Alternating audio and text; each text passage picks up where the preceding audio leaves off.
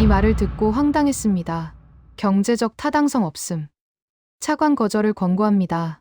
한국이라는 나라가 고속도로를 짓겠다고 했어요. 종합제철소도 짓겠다고 했죠. 세계은행에 돈을 빌려달라고 요청했습니다. 저는 그 요청을 검토한 사람이었어요. 하버드에서 경제학 박사를 받고 세계은행에서 10년째 일하고 있었습니다. 개발도상국 100개국 넘게 분석했어요. 데이터로 판단하는 게 제 일이었죠. 한국의 데이터를 봤습니다. 1인당 GDP 300달러. 아프리카 최빈국 수준이었어요. 공업 기반. 없었습니다. 기술력? 없었어요. 자본? 당연히 없었죠. 그런 나라가 고속도로를 짓겠다고요? 제철소를 짓겠다고요? 저는 확신에 차서 썼습니다. 한국은 농업국으로 남아야 합니다. 중공업 투자는 시기상조입니다. 50년이 지났습니다. 한국은 세계 10대 경제대국이 되었어요. 반도체 1위, 조선 1위, 자동차 5위. 제가 불가능이라고 썼던 모든 것을 해냈습니다. 저는 35년간 세계은행에서 일했어요. 100개국 넘게 분석했죠.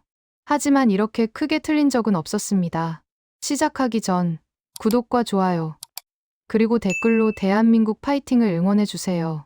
지금부터 그 충격적인 전말을 공개합니다. 제 이름은 로버트 밀러입니다. 올해 67세예요. 전 세계은행 동아시아 태평양 담당 수석 이코노미스트였습니다. 1975년 봄, 워싱턴 본부에서 한국 관련 서류가 제 책상 위에 올라왔어요.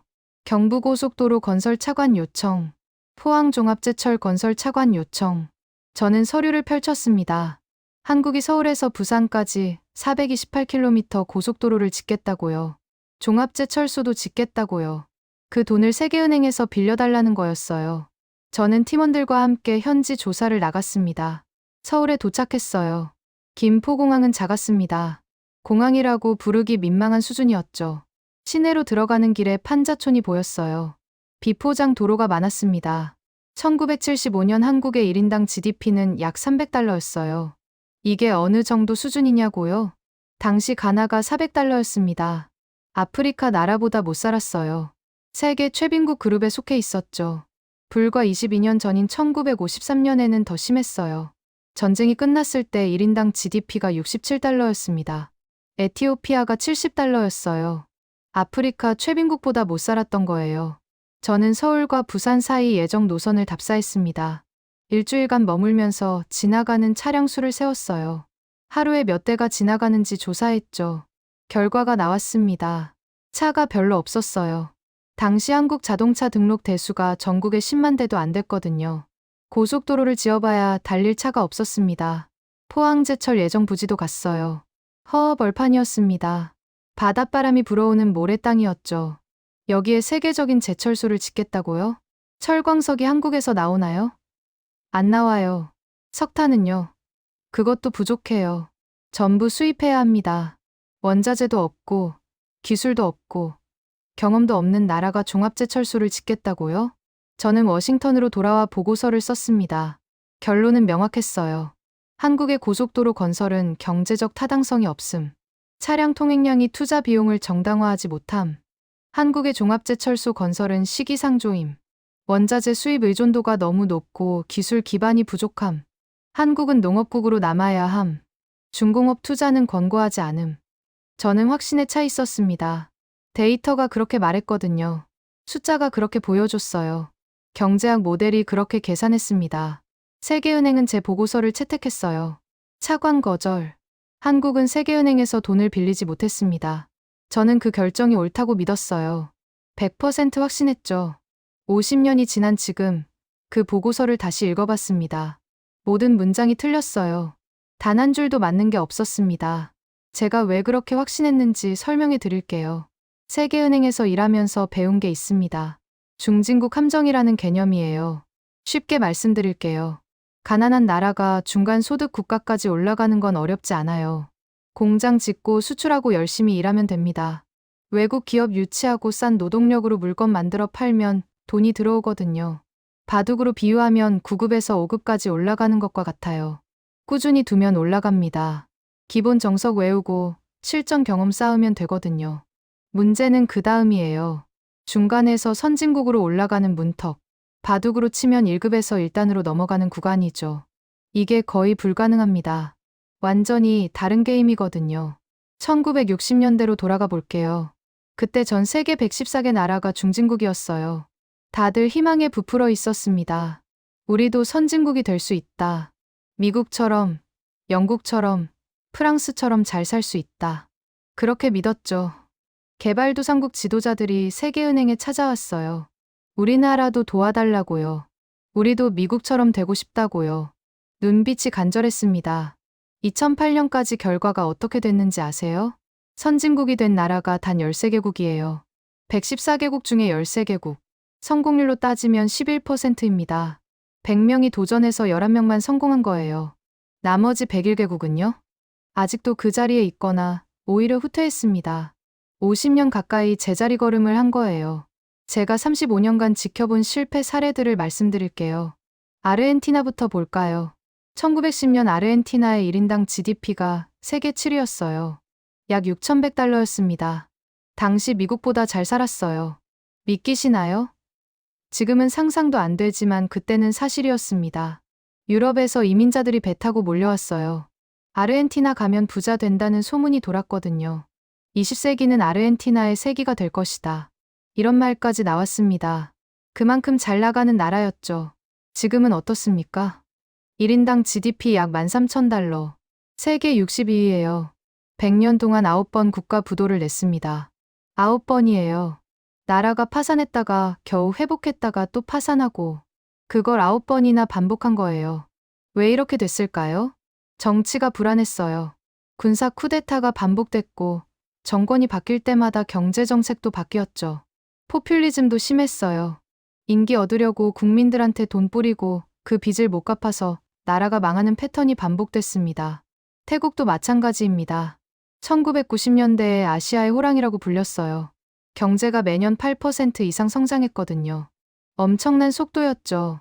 태국이 제2한국이 될 거라는 전망도 있었습니다. 1997년 외환위기가 터졌어요. 한국과 같은 해입니다. 똑같이 IMF 구제금융을 받았죠. 똑같이 쓰러졌어요. 그 다음이 달랐습니다. 한국은 3년 9개월 만에 IMF 빚을 다 갚았어요. 태국은요? 지금도 1인당 GDP가 8,000달러가 안 됩니다. 세계적인 브랜드가 하나도 없어요. 삼성 같은 회사, 현대 같은 회사가 없습니다. 일본 기업 하청하고 관광 산업에 의존하고 있죠. 필리핀은 더 충격적이에요.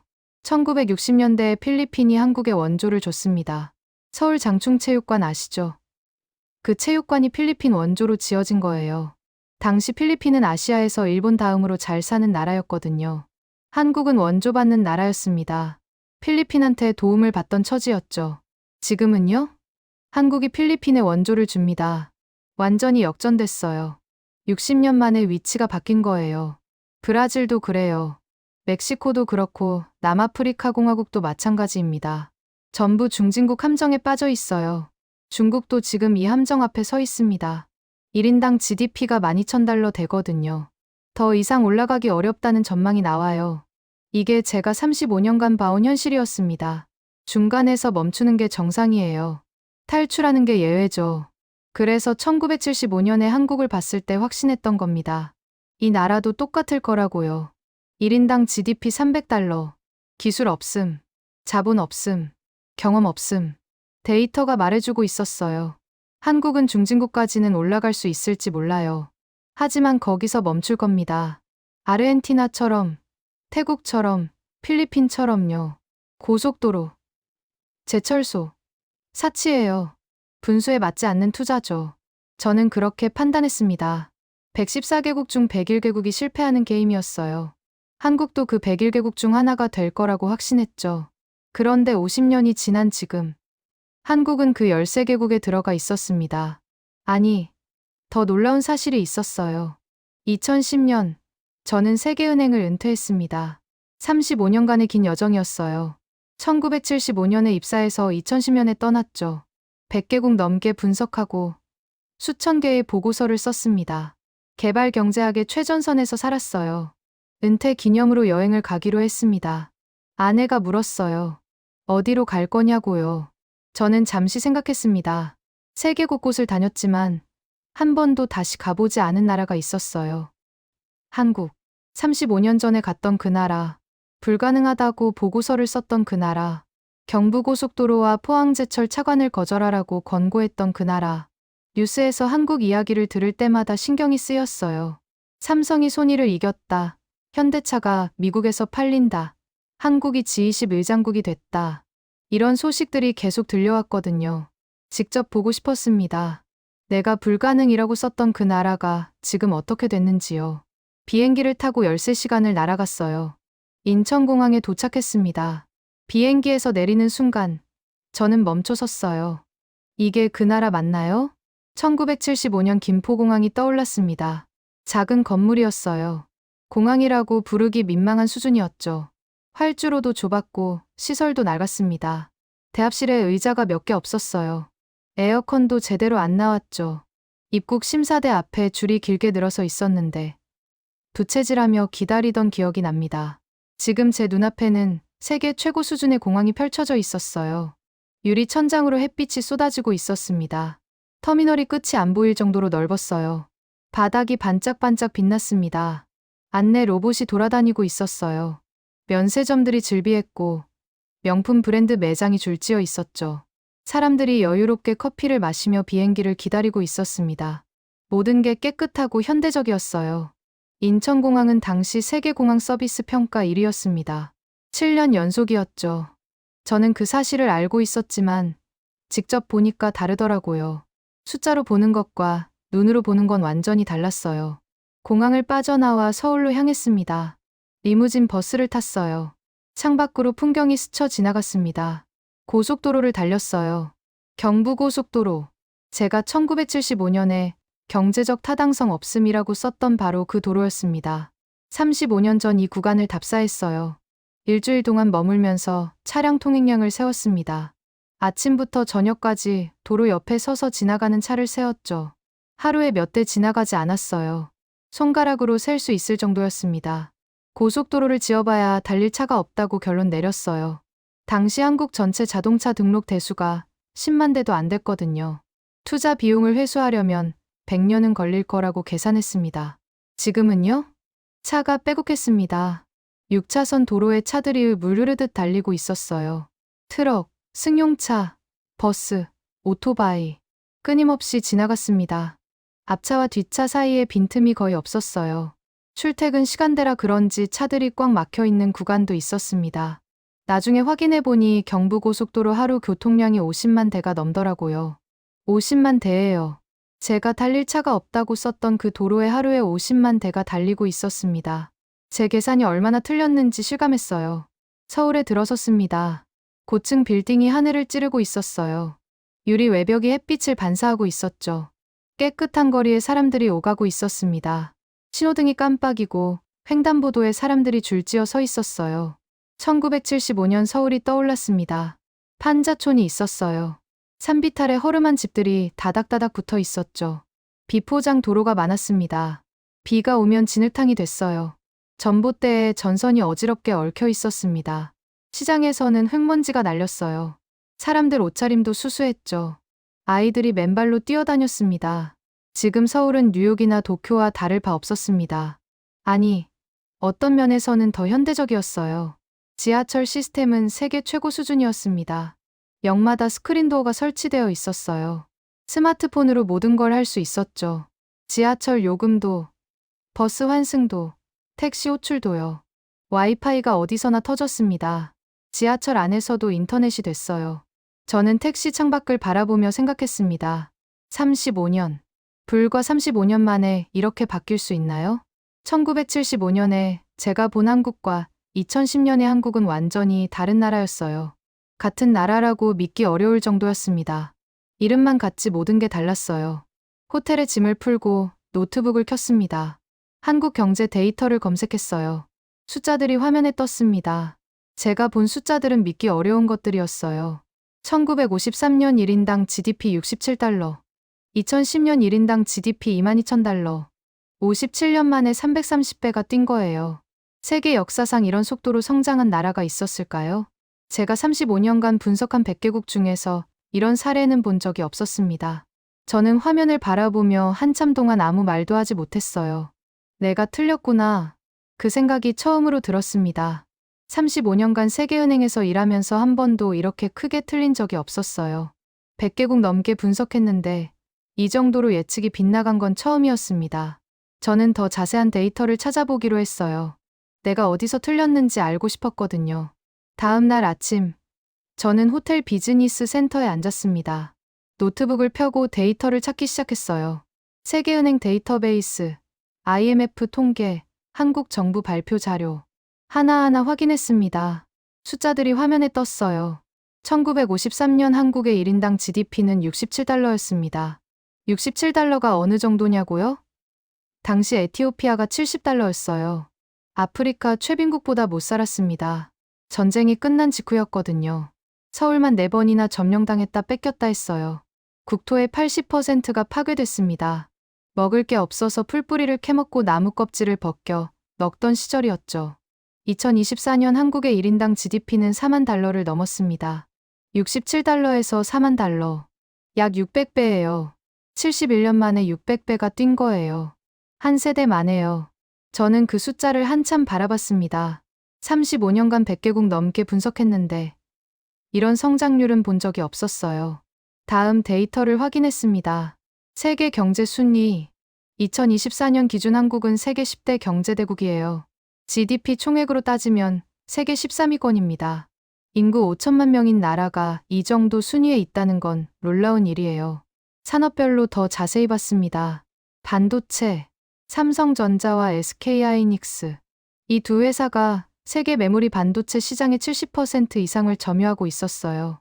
10개 중 7개가 한국산이라는 거죠. 여러분 손에 들린 스마트폰. 그 안에 한국 반도체가 들어있어요. 컴퓨터 서버에도, 노트북에도, 자동차에도 한국 반도체가 들어갑니다. 특히 AI 반도체 분야가 충격적이었어요. SK하이닉스가 만드는 HBM이라는 반도체가 있습니다. AI가 생각할 때 필요한 초고속 메모리예요. 챗GPT 같은 인공지능을 돌리려면 이게 필수거든요. SK하이닉스가 이 시장의 80%를 점유하고 있었습니다. 엔비디아라는 회사 아시죠? AI 반도체의 왕이라고 불리는 회사예요. 주가가 천정부지로 뛰어서 뉴스에 맨날 나오는 그 회사요. 그 엔비디아 AI 칩에 들어가는 메모리 대부분이 SK하이닉스예요. 엔비디아 CEO가 직접 한국을 방문해서 이렇게 말했다고 합니다. SK하이닉스 없으면 우리도 없다. AI 반도체의 왕이 한국 회사한테 그렇게 말한 거예요. 조선업도 봤습니다. 현대중공업, 삼성중공업, 대우조선해양, 한국조선 3사가 세계 시장을 지배하고 있었어요. 2024년 기준 세계 조선 수주량 1위가 한국입니다. 1975년에 한국은 배를 만들어 본 적도 없었어요. 정주영 회장이 500원짜리 지폐에 있는 거북선 그림을 보여주며 영국 은행에서 돈을 빌렸다는 얘기는 유명하죠. 지금은 세계 1위예요. LNG 운반선, 초대형 컨테이너선, 해양 플랜트. 가장 만들기 어려운 배들을 한국이 만들고 있습니다. 기술력으로는 세계 최고 수준이에요. 자동차도 확인했습니다. 현대차와 기아, 합쳐서 세계 자동차 판매 3위예요. 도요타, 폭스바겐 다음이죠. 1975년에 한국은 자동차를 제대로 만들 줄 몰랐어요. 외국 회사 차를 조립하는 수준이었습니다. 엔진도 수입해야 했고, 변속기도 수입해야 했죠. 지금은 전기차 시대를 이끌고 있어요. 현대 아이오닉, 기아 EV6점 세계적으로 인정받는 전기차들이에요. 철강도 봤습니다. 포스코, 제가 1975년에 경제적 타당성 없음이라고 썼던 그 포항제철이에요. 지금 세계 6위 철강 회사입니다. 연간 조강 생산량 4천만 톤 이상이에요. 당시 세계은행 보고서를 쓴 담당자가 나중에 포스코 본사를 방문해서 이렇게 말했다고 해요. 내가 틀렸다. 한국인의 의지를 과소평가했다. 그 담당자가 저였습니다. 저는 노트북 화면을 내려다봤어요. 제가 1975년에 쓴 보고서가 떠올랐습니다. 경제적 타당성 없음. 한국은 농업국으로 남아야 함. 중공업 투자는 시기상조. 모든 문장이 틀렸어요. 단 한 줄도 맞는 게 없었습니다. 경부고속도로는 하루 50만 대가 달리는 대동맥이 됐어요. 포항제철은 세계 6위 철강사가 됐죠. 한국은 농업국이 아니라 세계 10대 공업국이 됐습니다. 제가 불가능이라고 썼던 모든 것을 한국은 해냈어요. 저는 의자에 등을 기대고 천장을 바라봤습니다. 35년간 세계은행에서 일했어요. 하버드에서 경제학 박사를 받았죠. 데이터로 판단하는 게 제 일이었습니다. 숫자가 전부라고 믿었어요. 그런데 그 숫자들이 전부 틀렸습니다. 어디서 잘못된 걸까요? 왜 한국만 이렇게 됐을까요? 114개국 중 101개국이 중진국 함정에 빠졌는데 왜 한국만 빠져나왔을까요? 저는 답을 찾고 싶었어요. 한국 전문가들을 만나보기로 했습니다. 서울에서 며칠을 더 머물렀습니다. 한국 경제를 연구하는 학자들을 만났어요. 전직 관료들도 인터뷰했습니다. 기업인들과도 대화를 나눴죠. 왜 한국만 성공했는지 물었어요. 114개국 중 101개국이 실패했는데 왜 한국만 빠져나왔느냐고요. 그들의 대답을 종합해서 말씀드릴게요. 첫 번째는 교육이었습니다. 1950년 6월 25일 전쟁이 터졌어요. 학교가 폭격으로 무너졌습니다. 교실이 불탔고 책상이 부서졌죠. 아이들은 피랑길에 올랐어요. 그런데 놀라운 일이 벌어졌습니다. 부산, 대구 피란지에서 천막을 치고 학교를 열었어요. 천막 학교였습니다. 칠판도 없었어요. 나무판에 분필로 글씨를 쓰고 땅바닥에 앉아서 수업했죠. 책상도 없었습니다. 무릎 위에 공책을 올려놓고 글씨를 썼어요. 폭격 소리가 들려도 아이들은 책을 놓지 않았습니다. 전쟁 중에 교육을 계속한 거예요. 세계 역사상 이런 나라가 있었을까요? 1953년 전쟁이 끝났을 때 한국은 세계 최빈국이었어요. 밥을 굶는 사람이 수백만이었습니다. 보리고개라는 말이 있었죠. 봄이 되면 지난해 곡식은 떨어지고 새 곡식은 아직 안 익어서 굶어 죽는 사람이 나왔어요. 그런데 정부가 가장 먼저 한 일이 뭐였는지 아세요? 학교를 지은 거예요. 1954년 초등학교 의무교육을 선언했습니다. 6년간 무상으로 가르치겠다고요. 먹을 게 없는데 학교부터 짓겠다는 거였어요. 당장 배가 고픈데 30년 후를 준비하겠다는 거죠. 미친 짓이다. 밥도 못 먹이면서 무슨 학교냐. 이런 말이 나왔습니다. 그런데 정말 해냈어요. 1955년부터 1960년까지 5년 동안 초등학교 3,247개를 새로 지었습니다. 계산해 보세요. 5년은 약 1,800일이에요. 하루에 약 2개꼴로 학교를 지은 거예요. 결과가 어떻게 됐을까요? 1945년 해방 당시 한국의 문맹률은 78%였어요. 100명 중 78명이 자기 이름도 못 썼습니다. 일제가 우리말 교육을 막았기 때문이에요. 1959년 문맹률이 22%로 떨어집니다. 14년 만에 56%포인트가 줄었어요. 세계 역사상 이렇게 빠른 문맹 퇴치는 없었습니다. 유네스코가 교육의 기적이라고 불렀어요. 1960년에 초등학교 들어간 아이들이 어떻게 됐을까요? 1970년대에 공장 노동자가 됐어요. 다른 나라 노동자와 뭐가 달랐냐고요? 글을 읽을 줄 알았어요. 작업 지시서를 이해했죠. 기계 매뉴얼을 읽었습니다. 숫자를 알았으니까 품질 관리를 할 수 있었어요. 1979년 독일 프랑크푸르터 알게마인의 차이통 기자가 한국 공장을 취재했어요.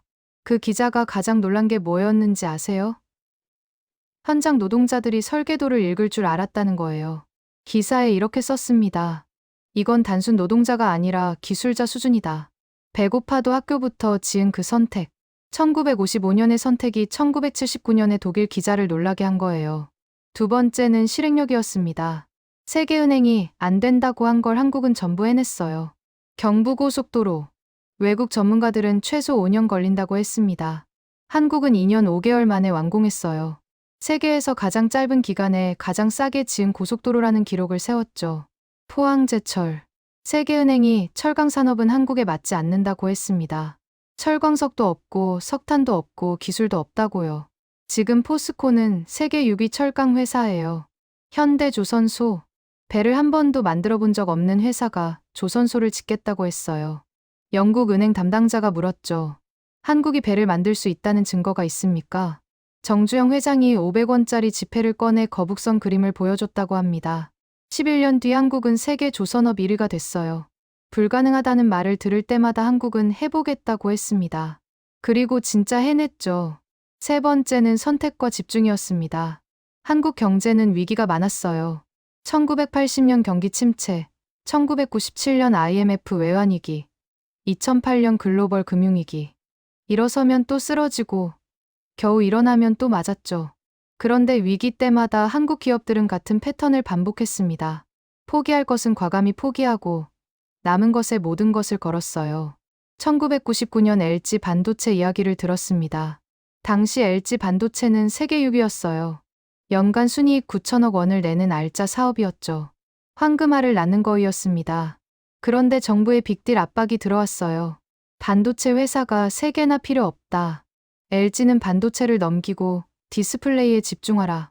구본무 회장이 청와대를 찾아갔다고 합니다. 대통령과 30분간 면담했어요. 나오면서 이렇게 말했다고 해요. LG 반도체를 나라를 위해 희생하겠습니다. 그리고 눈물을 삼켰다고 합니다. 그 LG 반도체가 현대전자에 합쳐지고 하이닉스가 되고 SK하이닉스가 됐어요. 지금 SK하이닉스가 뭐냐고요? AI 반도체 시장의 80%를 점유하는 세계 1위 회사예요. 엔비디아 AI 칩에 들어가는 핵심 메모리를 만들죠. 구본무 회장의 눈물이 오늘의 SK하이닉스를 만든 거예요. 저는 이 이야기들을 듣고 한참 동안 말을 잃었습니다. 숫자로는 설명이 안 되는 것들이었어요. 배고파도 학교부터 짓는 나라, 불가능하다고 해도 해보겠다고 하는 나라, 황금알을 낳는 거위를 눈물 삼키며 포기하는 나라. 이건 경제학 모델로 예측할 수 없는 거였습니다. 저는 뭔가 중요한 걸 놓쳤다는 걸 깨달았어요. 서울에서의 마지막 날이었습니다. 호텔 방에 앉아 지난 며칠간 모은 자료들을 정리했어요. 노트북 화면에 숫자들이 빼곡하게 떠 있었습니다. 그런데 한 가지가 계속 머릿속을 맴돌았어요. 114개국 중 13개국. 이 숫자를 다시 들여다봤습니다. 1960년대에 중진국이었던 114개국. 2008년까지 선진국이 된 나라는 단 13개국. 성공률 11%. 저는 그 13개국의 명단을 확인했어요. 미국, 영국, 프랑스, 독일, 일본, 이탈리아, 스페인, 포르투갈, 그리스, 아일랜드, 홍콩, 싱가포르, 그리고 한국. 명단을 보면서 뭔가 이상하다는 걸 느꼈습니다. 하나하나 살펴봤어요. 미국, 19세기 말부터 세계 최강이었습니다. 100년 넘게 1등 자리를 지키고 있죠. 원래 잘 살던 나라예요. 영국, 산업혁명을 시작한 나라예요. 한때 해가 지지 않는 나라라고 불렸죠. 전 세계의 식민지를 거느렸던 제국이었습니다. 프랑스, 나폴레옹 시대부터 유럽 최강이었어요.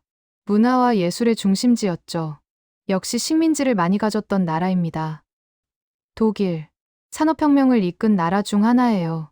자동차, 화학, 기계 강국이죠. 2차 대전에서 졌지만 원래 기반이 탄탄했습니다. 일본, 1868년 메이지 유신 이후 150년간 아시아 최강이었어요. 한국을 식민 지배했던 나라이기도 하죠. 이탈리아, 르네상스의 나라입니다. 로마 제국 시절부터 따지면 역사가 2000년이 넘어요. 공통점이 보이시나요? 전부 2차 세계대전 이전부터 강대국이었어요.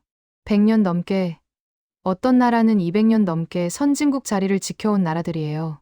홍콩과 싱가포르는요, 도시 국가예요. 인구가 적습니다. 홍콩은 700만, 싱가포르는 600만이에요. 작은 규모니까 금융 허브나 무역 중심지로 성공할 수 있었죠. 5천만 명을 먹여 살리는 것과는 차원이 다른 문제예요. 그럼 한국은요? 1945년에 독립했습니다. 그 전까지 35년간 일본 식민지였어요. 1950년에는 전쟁으로 폐허가 됐습니다. 서울만 4번이나 점령당했다 뺏겼다 했어요. 1953년에 전쟁이 끝났을 때 1인당 소득이 67달러였습니다. 에티오피아보다 못 살았어요. 세계 최빈국이었습니다. 저는 노트북 화면을 바라보며 깨달았습니다. 한국만 달랐어요. 13개국 중 12개국은 원래 잘 살던 나라들이에요. 선진국이 된 게 당연한 나라들이죠. 식민지에서 독립해서 전쟁으로 폐허가 되고 세계 최빈국에서 시작해서 선진국까지 올라간 나라. 한국이 유일합니다. 114개국 중 유일해요. 저는 또 다른 데이터를 확인했습니다. 3050 클럽이라는 게 있어요. 인구 5천만 명 이상, 1인당 국민소득 3만 달러 이상. 이 두 조건을 동시에 충족하는 나라들의 모임이에요. 왜 이 두 조건이 중요하냐고요? 인구가 적으면 쉬워요. 인구 500만인 나라가 잘 사는 건 어렵지 않거든요. 석유가 나오면 됩니다. 아니면 금융허브가 되거나 관광으로 먹고 살 수도 있죠. 그런데 5천만 명을 먹여 살리려면 얘기가 달라져요. 관광으로는 안 됩니다. 금융만으로도 안 되고요. 제조업이 있어야 해요. 기술이 있어야 합니다. 수출을 해야 하죠. 나라 전체를 돌아가게 하는 시스템이 있어야 해요. 전 세계에서 이 조건을 충족하는 나라가 몇 개인지 아세요? 단 7개국이에요. 미국, 일본, 독일, 영국, 프랑스, 이탈리아, 그리고 대한민국. 앞에 6개국은 전부 100년 넘게 강대국이었던 나라들이에요. 2차 대전 후에 새로 독립한 나라 중에서 이 클럽에 들어간 나라는요, 한국뿐입니다. 저는 한 가지 더 확인했어요. 2008년 이후로 새로 중진국 함정을 탈출한 나라가 있는지요? 없었습니다. 단 한 곳도 없어요. 사다리가 끊어진 거예요. 선진국들이 문을 닫아버렸습니다. 기술 장벽이 생겼어요. 예전에는 선진국 기술을 배워올 수 있었는데 이제는 안 가르쳐줘요. 무역 장벽도 생겼죠. 관세 때리고 수입 규제하고요. 올라오지 못하게 막고 있는 거예요. 한국이 마지막이었습니다. 마지막으로 사다리를 타고 올라간 나라. 그 사다리는 이제 없어요. 저는 노트북을 덮었습니다. 창밖을 봤어요. 서울의 야경이 펼쳐져 있었습니다. 고층 빌딩들이 불빛으로 반짝이고 있었죠. 한강이 도시를 가로지르며 흐르고 있었어요. 1975년에 제가 본 서울과는 완전히 다른 풍경이었습니다. 114개국 중 유일하게 탈출한 나라. 신생독립국 중 유일하게 선진국이 된 나라. 마지막으로 사다리를 타고 올라간 나라. 그게 한국이었어요. 저는 35년간 세계은행에서 일했습니다. 100개국 넘게 분석했죠. 경제 발전의 법칙을 안다고 자부했어요. 하지만 한국 앞에서 저는 겸손해져야 했습니다. 숫자로는 설명이 안 되는 나라였거든요.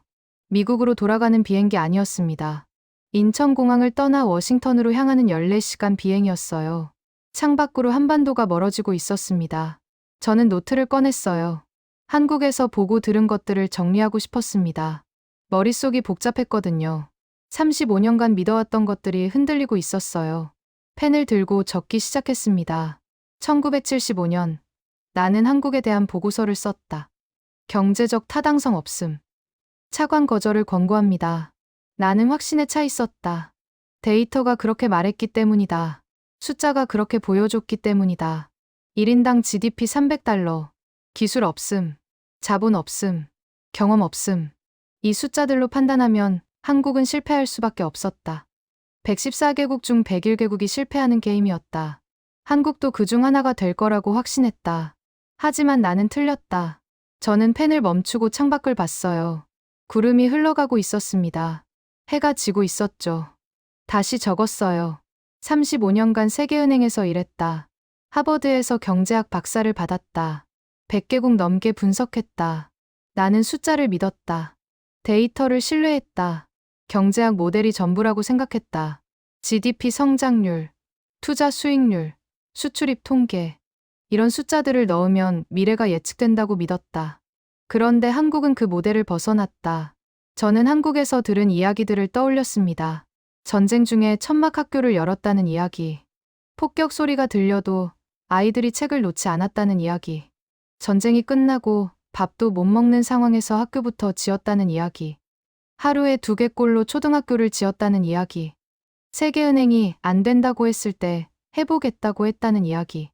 경부고속도로를 2년 5개월 만에 완공했다는 이야기. 500원짜리 지폐의 거북선 그림을 보여주며 조선소 자금을 빌렸다는 이야기. 11년 뒤 세계 조선업 1위가 됐다는 이야기. 황금알을 낳는 거위를 눈물 삼키며 포기했다는 이야기. 그 선택이 AI 반도체 세계 1위를 만들었다는 이야기. 저는 노트에 적었습니다. 경제학 모델에는 의지라는 변수가 없다. GDP, 투자, 수출. 이런 건 측정할 수 있다. 숫자로 표현할 수 있다. 그래프로 그릴 수 있다. 하지만 의지는 측정할 수 없다. 숫자로 표현할 수 없다. 그래프로 그릴 수 없다. 배고파도 학교부터 짓겠다는 의지. 불가능하다고 해도 해보겠다는 의지. 나라를 위해 황금알을 포기하겠다는 의지. 이건 숫자가 아니다. 데이터가 아니다. 경제학 모델로 예측할 수 없는 것이다. 한국은 그 변수로 모든 걸 뒤집었다. 저는 펜을 내려놓고 잠시 생각에 잠겼습니다. 35년간 저는 숫자만 봤어요. 한국을 방문했을 때 GDP를 봤습니다. 수출입 통계를 봤죠. 산업 구조를 분석했어요. 그리고 불가능하다고 결론 내렸습니다. 하지만 저는 사람을 보지 않았어요. 천막에서 공부하는 아이들을 보지 않았습니다. 밤새 공장을 돌리는 노동자들을 보지 않았어요.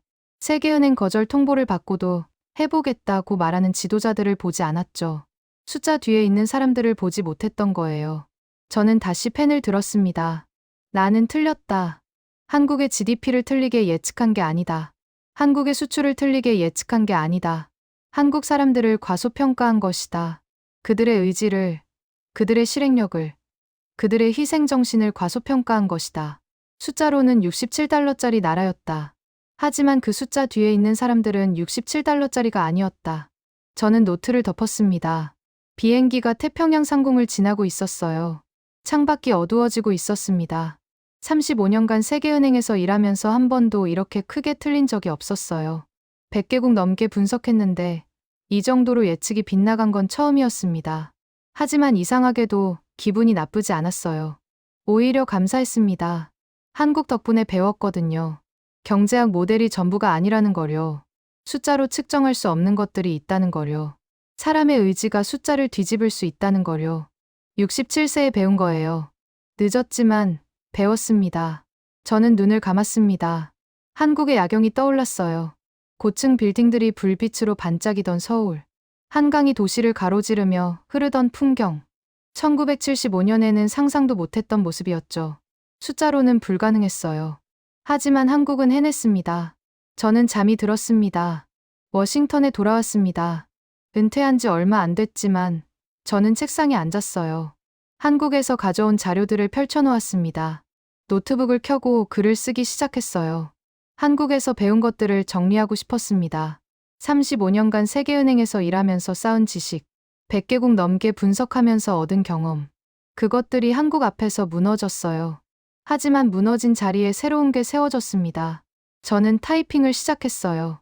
1953년 한 외신 기자가 썼다. 이 나라는 끝났다. 희망이 없다. 당시 한국의 1인당 국민소득은 67달러였다. 에티오피아보다 못 살았다. 세계 최빈국이었다. 밥을 굶는 사람이 수백만이었고 나라 전체가 폐허였다. 71년이 지났다. 2024년 한국의 1인당 국민소득은 4만 달러를 넘었다. 67달러에서 4만 달러. 약 600배가 뛰었다. 한 세대 만에 세계 10대 경제대국이 되었다. 반도체, 배터리, 전기차, AI, 미래 산업 4가지를 동시에 가진 나라가 되었다. BTS와 오징어 게임이 전 세계를 흔들고 있다. 삼성과 현대가 세계 시장을 지배하고 있다. 어떻게 가능했을까? 저는 잠시 타이핑을 멈추고 생각했습니다. 외국 언론들은 이걸 한강의 기적이라고 부릅니다. 코리아의 기적, 기적이라는 단어를 씁니다. 하지만 저는 이제 알아요. 기적이 아니었습니다. 저는 다시 타이핑했어요. 기적은 설명할 수 없는 일이다. 우연히 일어나는 일이다. 운이 좋아서 되는 일이다. 한국의 성공은 그런 게 아니었다. 전략이었다. 선택이었다. 실행이었다. 첫째, 배고파도 학교부터 지었다. 1955년, 밥도 못 먹는 상황에서 초등학교 의무교육을 선언했다. 5년간 3247개 학교를 지었다. 하루에 2개꼴이었다. 그 아이들이 자라서 1970년대 기술자가 됐다. 1980년대 엔지니어가 됐다. 삼성 반도체를 만들었다. 1955년의 선택이 30년 후를 만들었다. 둘째, 불가능하다는 말에 해보겠다고 했다. 세계은행이 안 된다고 한 걸 전부 해냈다. 경부고속도로, 포항제철, 현대조선소, 전부 불가능하다는 평가를 받았다.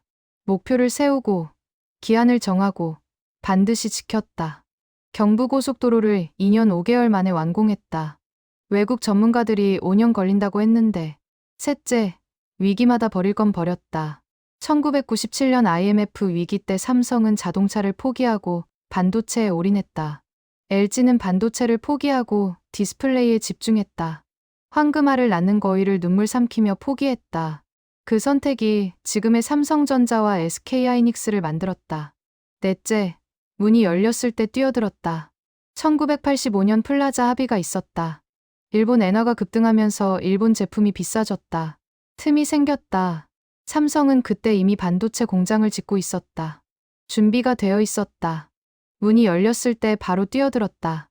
운이 온 게 아니다. 운이 왔을 때 잡을 준비가 되어 있었던 것이다. 저는 키보드에서 손을 뗐습니다. 창밖을 봤어요.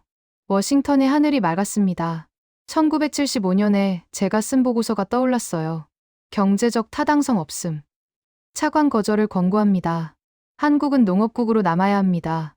50년 전 제가 쓴 그 문장들. 한국인들은 그걸 반박하지 않았어요. 말로 싸우지 않았습니다. 그냥 해냈어요. 고속도로를 지었습니다. 제철소를 세웠어요. 반도체를 만들었죠. 세계 10대 경제대국이 됐습니다. 저를 틀렸다고 증명한 거예요. 말이 아니라 결과로요. 저는 마지막 문장을 타이핑했습니다. 나는 35년간 세계은행에서 일했다. 하버드에서 경제학 박사를 받았다. 100개국 넘게 분석했다. 하지만 한국 앞에서 나는 틀렸다. 1975년에 불가능하다고 썼던 모든 것을 한국은 해냈다. 기적이 아니었다. 전략이었다. 선택이었다. 실행이었다. 70년간 이 나라를 만들어 온 모든 사람들의 땀과 눈물이었다. 새벽에 일어나 공장으로 출근했던 사람들. 밤새 책상에 앉아 공부했던 사람들. 아이들 학비 대느라 허리띠 졸라맸던 사람들. 그들이 대한민국을 만들었다. 나는 틀렸고 그들은 옳았다.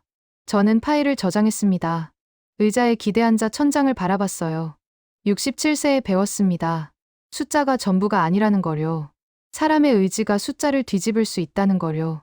불가능은 아직 안 해본 것의 다른 이름이라는 거요. 한국이 가르쳐줬어요. 114개국 중 유일하게 탈출한 나라. 신생독립국 중 유일하게 선진국이 된 나라. 마지막으로 사다리를 타고 올라간 나라. 그 나라가 가르쳐준 겁니다. 불가능은 없다고요. 여러분이 생각하는 대한민국의 힘은 무엇인가요? 댓글로 여러분의 의견을 남겨주세요. 대한민국의 건승을 빕니다. 지금까지 로버트 밀러의 놀라운 기록을 전해드렸습니다. 감사합니다.